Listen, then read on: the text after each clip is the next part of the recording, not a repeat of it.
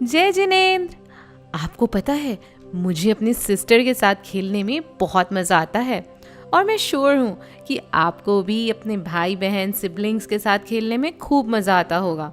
तो ऐसे ही आज हम आपको दो बहनों की, दो सिस्टर्स की स्टोरी सुनाएंगे जिनका नाम था मुकुट शेखरी और विधि शेखरी। ये दोनों बहनें थीं और इनके पिता, इनके फादर हस्तिनापुर नगर के राजा थे। इन दोनों बहनों में बहुत गहरी दोस्ती थी, बहुत स्नेह था, बिल्कुल बेस्ट फ्रेंड्स के जैसे। और दोनों एक दूसरे के बिना एक मिनट भी नहीं रह पाती थीं।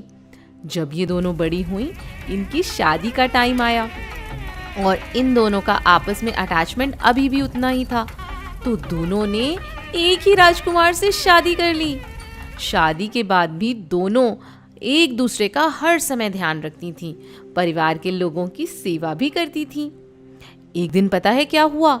दो चारण रिद्धिधारी मुनिराज, चारण रिद्धि मतलब ऐसे मुनिराज जिनके पास स्पेशल रिद्धि, स्पेशल पावर्स होती हैं, वो जमीन से ऊपर भी चलते हैं। तो ऐसे रिद्धि वाले दो मुनिराज उनकी नगर में, उनके सिटी में आहार के लिए आए। तो दोनों बहनों ने और राजकुमार ने बहुत ही भक्ति भाव से दोनों मुनिराज को आहार करवाया।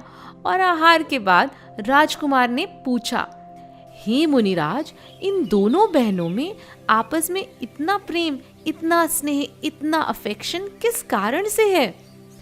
मुनिराज बोले, इन दोनों का यह स्नेह, ये अफेक्शन बहुत सारे प्रीवियस बर्थ से कंटिन्यूअसली चलता ही आ रहा है। उन्होंने बताया कि इसके पहले वाले यानी अपनी प्रीवियस बर्थ्स में भी दोनों में बहुत अफेक्शन था।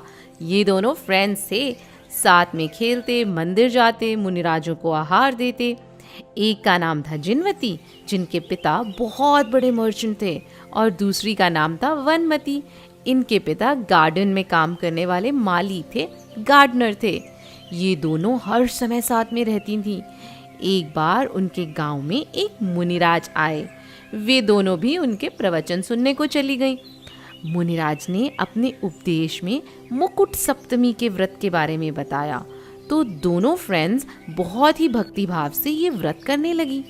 एक दिन वो दोनों गार्डन में खेल रही थीं। तभी पता नहीं एक स्नेक कहाँ से आ गया और उस सांप ने दोनों को काट खाया। दोनों एकदम डर गईं, लेकिन हिम्मत रखकर दोनों ने एक साथ नमोकार मंत्र का जाप किया और बहुत ही शांत भाव से पीसफुली उनकी मृत्यु हो गई, मतलब दे डाइड। और शांत भाव से मरण होने के कारण धर्म के प्रभाव से वो दोनों स्वर्ग में देव बनी। स्वर्ग में अपनी आयु पूरी करके, अपनी एज पूरी करके अब ये दोनों फिर से बहनें बनी हैं। इसीलिए तो इन दोनों में इतना प्रेम, इतना अफेक्शन अभी भी है। अपने पिछले जन्म, प्रीवियस बर्थ के बारे में सुनकर दोनों बहनों में धर्म के प्रति अत्यंत उत्साह हुआ, श्रद्धा हुई और उन्होंने बहुत सारे व्रत लिए और फिर से मुकुट सप्तमी व्रत को भी अंगीकार किया। यह व्रत सावन के महीने में शुक्ल पक्ष की सप्तमी तिथि को किया जाता है।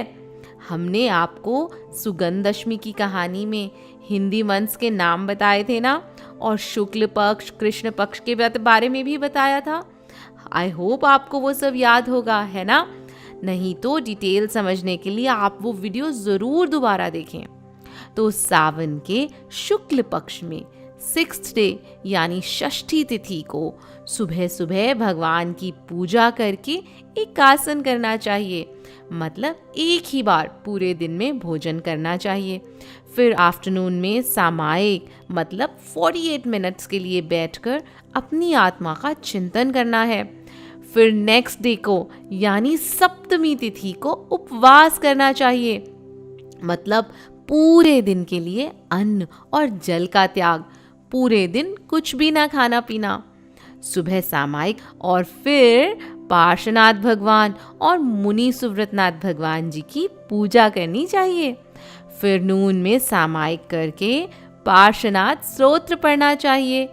इवनिंग में सामायिक फिर से करनी चाहिए और फिर से अपनी आत्मा का चिंतन करना चाहिए। उसके बाद भगवान जी के दर्शन करने चाहिए। तो मतलब पूरे दिन में 3 बार सामायिक करके इन 2 मंत्रों का जाप भी करना चाहिए। कौन से 2 मंत्र हैं जानेंगे? हाँ, ओम ह्रीम श्री पार्श्वनाथाय नमः और दूसरा मंत्र है ओम ह्रीम श्री मुनि सुव्रतनाथाय नमः। फिर नेक्स्ट डे यानी अष्टमी के दिन पूजन अभिषेक करने के बाद मंत्रों का जाप करके एक आसन करना चाहिए। इस तरह से इस प्रोसेस से ये व्रत 7 इयर्स तक करना चाहिए। 7 इयर्स कंप्लीट होने पर व्रत का उद्यापन करना चाहिए। उद्यापन मतलब व्रत को कंप्लीट उसका एंड कर देना चाहिए, मतलब दान आदि करके उस व्रत को कंप्लीशन देना चाहिए। तो दोनों बहनों ने ये व्रत 7 इयर्स तक किया और पता है उन्हें उसका फल क्या मिला? वो दोनों अपनी आयु पूरी करके इस भव में भी फिर से समाधि मरण करा उन्होंने, और यानी कि शांत भाव से अन्न जल का त्याग करके राग द्वेष आदि सभी का त्याग करके उनकी मृत्यु हुई और वो 16वें स्वर्ग में 16th हेवन में स्वर्ग में गईं और दोनों इंद्र और प्रतींद्र बनी। इंद्र पता है कौन होता है? वो स्वर्ग में राजा की तरह होता है। वहां पर दोनों ने धर्म ध्यान में समय बिताया। अब आपको पता है आगे क्या होने वाला है? वो दोनों मनुष्य गति ह्यूमन फॉर्म में जन्म लेंगे और अपने सभी कर्मों का नाश करके मोक्ष जाएंगे। तो देखा आपने कैसे इन 2 सिस्टर्स ने व्रत संयम करके धर्म पर श्रद्धा रखी, समाधि पूर्वक मरण किया और अपने जीवन का कल्याण किया।